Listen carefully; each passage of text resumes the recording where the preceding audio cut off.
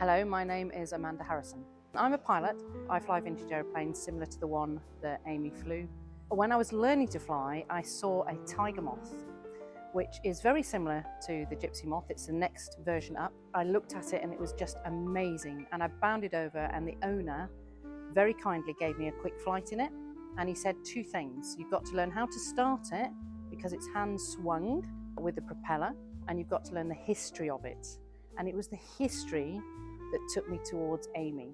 So when I was reading about all these amazing people that were flying these fantastic small little wooden and fabric aeroplanes, they were flying them across the world, but they were all titled and they've got a bit of money, and they'd have their butlers to be ready when they got out to have their fuel and oil, and they took with them their tennis racket and their cocktail dress when they landed. So I thought, oh, okay, well that's sort of fantasy land, isn't it?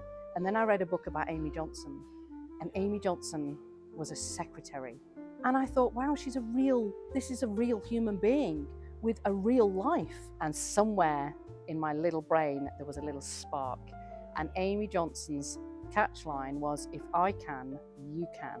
And she became the first female aeronautical engineer in this country, which lots of people don't know, and then became a pilot. And my dad was an engineer. And I thought, ooh, if Amy can, maybe I can.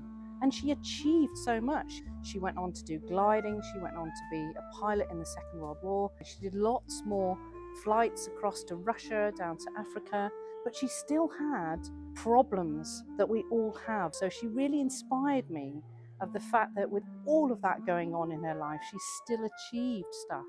And she just would sit down every single night and do something towards her dreams.